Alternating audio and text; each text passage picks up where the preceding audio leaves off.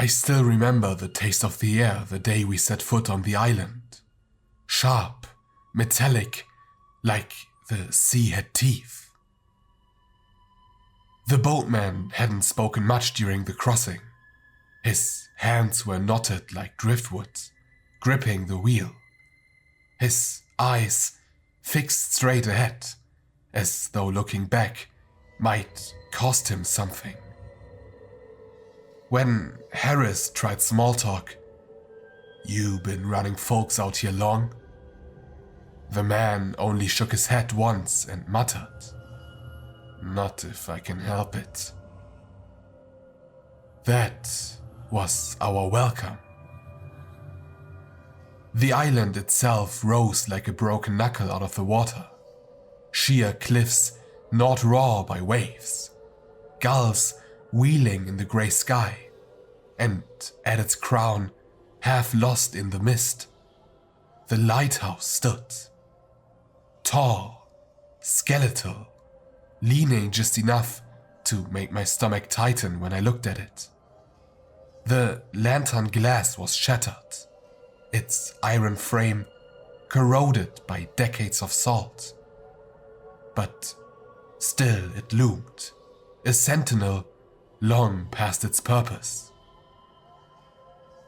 We climbed the slick stone steps from the dock, our boots slipping on algae and salt. Harris led, carrying himself with the unshakable authority of a man who had been in worse places and survived them. Martha came next, muttering curses as she hauled her tool bag. Dale was behind her, nervous energy in every step, his eyes darting from the sea to the cliffs, as though expecting them to lunge at him. Reyes trailed, his rosary clinking faintly against his chest, and I came last, notebook pressed under my arm, trying to absorb the details and catalog the place as I always did. The society's instructions had been clear: restore the structure enough to keep it standing, document any historical artifacts, and prepare a report for future funding. Straightforward, I thought, until I laid eyes on the base of the lighthouse. The foundation stones were warped, as though the earth itself had shifted. Cracks veined through them, wide enough to slide a hand into, and rusted bolts jutted out at odd angles. At one side of the lighthouse, half buried by a recent landslide, an iron door bulged from the rock like a tumor. "Christ," Martha muttered, wiping her brow with her sleeve. "That's not standard construction." "A storm shelter?" Dale offered weakly. Harris crouched, brushing away loose gravel with his glove. The door was thick, riveted, its surface blackened by salt and time. Bolts the size of my wrist sealed it shut, though corrosion had eaten deep into the metal. And at the center, faint beneath centuries of rust, was a sigil, a circle lined with jagged teeth, or waves, or maybe both. Harris gave a low whistle. "Whatever it is, it's not on the blueprints." "Leave it sealed," Reyes said at once. His voice was sharp, his knuckles wide around the cross at his chest. "Some things are buried for a reason." Martha smirked, though it didn't reach her eyes. "Or maybe it's just a forgotten pantry, and you will find pickled fish inside. Don't be so dramatic." But as I stood there, notebook trembling in my hands, I couldn't shake the sense that this door wasn't keeping something out. It was keeping something in. We spent the afternoon hauling supplies inside, setting up in what had once been the keeper's quarters. The air was stale, heavy with mildew. Cobwebs draped the corners like funeral veils, and each creak of the rotting stairs sent dust spiraling through the dim light. While Harris checked the structural integrity and Martha cursed at the generator, I walked the rooms, scribbling. The walls were carved with marks, some graffiti left by passing sailors, some older, etched deep into the stone. Names, dates, prayers, and one inscription scrawled in frantic, uneven lines stopped me cold. The sea will take us back. I didn't show the others. By the time the sun dropped, the fog was already curling thick around the lighthouse. From the lantern room, I could barely see the rocks below, though I could hear the crash of waves. Distant, muffled.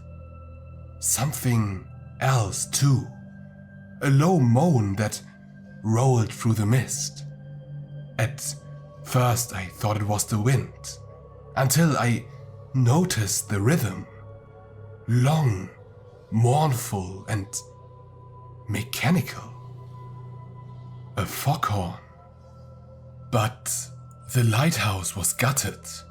No machinery, no horn, just broken gears and rust. Yet this sound kept coming, rising and falling like a heartbeat. Reyes crossed himself, whispering prayers in Spanish. Marta muttered that it was just an echo from the mainland, though her voice lacked conviction. And Dale said nothing at all. Harris broke the silence. Tomorrow we'll secure the lantern room. But tonight, his eyes flickered toward the base of the lighthouse. The door. We will see what's under there. Could be structural, could be valuable. Either way, it's our job. Reyes protested.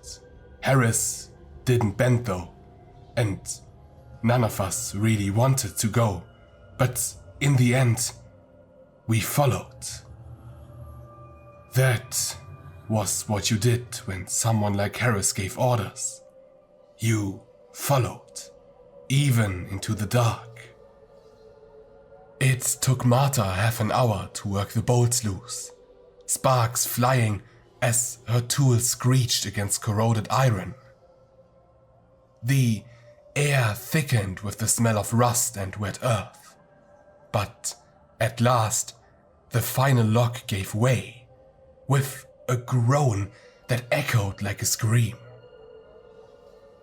The door shifted, heavy as stone, and a breath of air rolled out from the gap. Cold, briny, stinking of rot. I gagged, covering my nose. Dale staggered back, his face pale, and Reyes muttered another prayer. Harris only set his jaw, muscles straining as he hauled the door wide. The stairwell yawned open before us, spiraling down into complete blackness. Our lanterns barely touched the first steps, before the dark swallowed them whole. The air rising from below was damp and heavy, whispering against the stone like the sea sliding over sand. Harris hefted his pack, clipped the lamp to his chest. "We will take a quick look, just to see how far it goes." Reyes shook his head violently.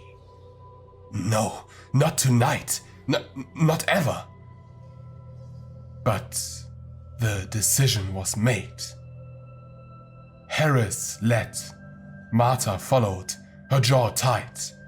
Dale lingered, eyes wide, before forcing himself to step forward. Reyes hesitated for a while, his rosary clenched. Then he gave a shuddering breath and went in after them. I was last again. I set my notebook trembling against my chest, tightening the strap of my lamp, and placed one foot on the first step. The stone was slick, almost slimy.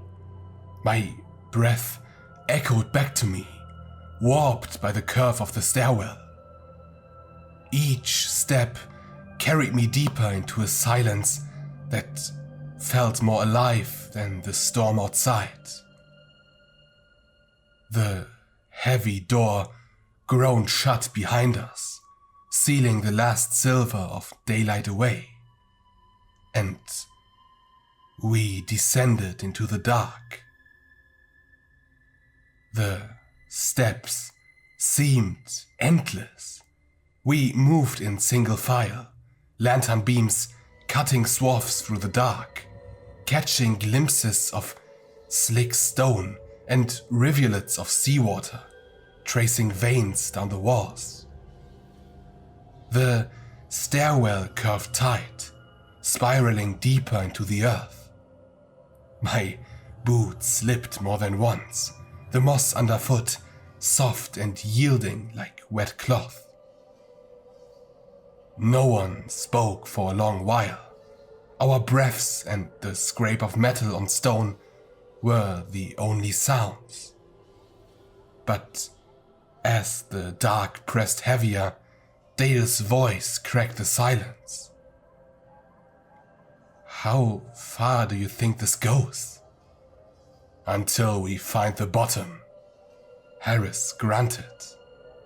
Reyes muttered something sharp in Spanish under his breath. His rosary beads clicked faintly as he gripped them. I wanted to write, to capture every detail. The strange slickness of the stone, the way the air thickened the deeper we went, as if water pressed against the walls. But my hands were shaking too hard. So I kept the notebook clutched against me like armor instead. At last, the stairwell widened into a landing. Our lights spilled out into a vast chamber, its ceiling lost in shadow. The floor was uneven, broken by pools of black water that reflected our lamps in jagged fragments. The smell here was worse. Salt and rust mingled with something sour, something old. Martha swore under her breath. "This isn't just a basement." "No," Harris said. His voice was low, almost reverent. "It's a vault." Our beams swept the room, and one by one, we froze. Rows of iron boxes stood in neat formation, lining the walls and stretching into the dark. Coffins, each riveted shut, their surfaces mottled with rust. Some were intact, bolts draining with corrosion. Others gaped open, lids cast aside, edges sharp and jagged. And inside those, bodies lay slumped, their clothing eaten by salt, but still clinging to their forms. Not skeletons, not fossils, bodies. Their skin was pale, bloated in places, cracked in others. Patches of barnacles crusted their arms, their faces. Hair floated around their skulls, as though they were still underwater. And their eyes, God, their eyes, clouded, milky, yet too whole. Not empty sockets, but orbs that seemed to glisten faintly in the lamplight. Dale gagged. Jesus Christ. Reyes clutched his cross tighter. I told you this was wrong. Shipwreck victims, Harris said quickly, though I could hear the strain in his voice. Stored here, maybe for burial, maybe to study the tide's effect. There will be an explanation. An explanation? Martha snapped. Her light swept over a coffin split open. Its occupant curled unnaturally, jaw unhinged wide in a soundless scream. You call this an explanation? I forced my shaking hand to open my notebook. My pen scratched against damp paper. Bodies preserved, not skeletonized. Saltwater intrusion? Ritual storage? But even as I wrote, the words felt hollow. This wasn't preservation. This was imprisonment. In the center of the chamber, half submerged in a pool, we found something else. A chest of green brass, its edges furred with corrosion, but intact. Harris waded through ankle-deep water to wrench it open. And inside, wrapped in oilcloth, was a leather-bound book. He handed it to me. Your specialty. I peeled the cloth away with trembling fingers. The book was swollen with damp, its pages warped, but the ink clung stubbornly. The handwriting was jagged, hurried, uneven. I read aloud. The sea takes all. To keep them from rising, we bind them here until the call is silenced. Pray the fog holds. Pray the horn does not sound. If it does, we are undone. The foghorn moaned above us. The sound rolled through the stone, deep and mournful, vibrating in my chest. Dust sifted from the ceiling, rippling the pools at our feet. The bodies in the coffins seemed to shudder with it, as though the blast passed through them. No, Reyes whispered. No, no, no. I snapped my light to the far side of the chamber.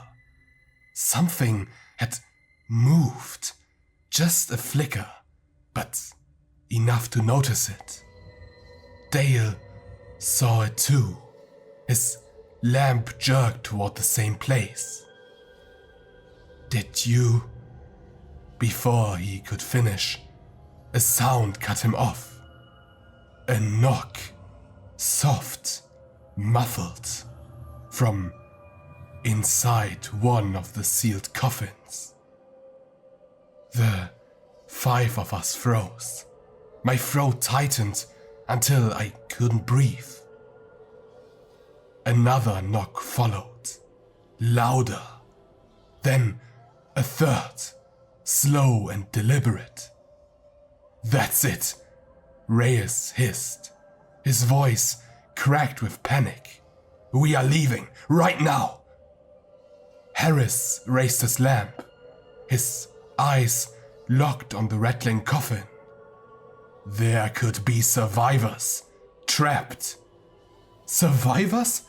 Martha's voice climbed, brittle with fear. "From when? The last time this place was used must have been over 100 years ago." The knocking turned into a scrape, nails or claws dragging against iron from the inside. My skin crawled. The air felt thicker, harder to pull into my lungs. And then the coffin tipped. It crashed to the floor, lid splitting loose with a scream of metal. Water spilled from within, slick and black, soaking into the mossy stone. And in the beam of Harris's lantern, the body inside sat up with a convulsive gasp, seawater pouring from its mouth. Its eyes rolled wide, clouded yet seeing. Its chest heaved once, twice, forcing out more water. Then its head snapped toward us, jaw opening wide, teeth clacking together in a wet, broken rhythm. My notebook slipped from my hands, splashing into the pool at my feet. Around us, in the silence that followed, came another sound. The scrape of dozens of coffins shifting, bolts groaning, hinges straining. And the foghorn moaned again, louder, shaking the vault like a heartbeat. The scraping grew louder. Iron lids groaned, bolts wrenched free with a scream of metal. Water spilled across the stone floor, black and briny, rising fast around our boots. The first figure shuddered on its feet, ribs heaving, hair slick against its skull. Then another coffin split open, then another. One by one, they rose. Dozens of them. Men in tattered uniforms, their flesh pale and swollen. Barnacles dotting their arms, seaweed trailing from their jaws. Their eyes glistened with a blind, milky sheen. Yet, every single one turned toward us, as though they could see in perfect clarity. The sound came next, a chorus of clicks, wet and sharp, echoing against the stone. Some clacked their jaws, others scraped nails against the coffin rims. The noise layered, a rhythm older than language. "Run," Reyes whispered, his voice cracked, barely a breath. Run! The drowned moved. They didn't stumble like corpses. They lunged, fast, water sloshing from their mouths, claws raking the air. Harris swung his lantern hard, the beam blinding for a heartbeat, and shoved Martha toward the stairs. "Move!" he roared. Dale hesitated, frozen. One of the figures reached him first, a sailor with half its jaw gone, teeth exposed, clicking. It seized Dale's arm, yanked him into the rising water. His scream echoed, high and raw, cut short when another set of hands dragged him under.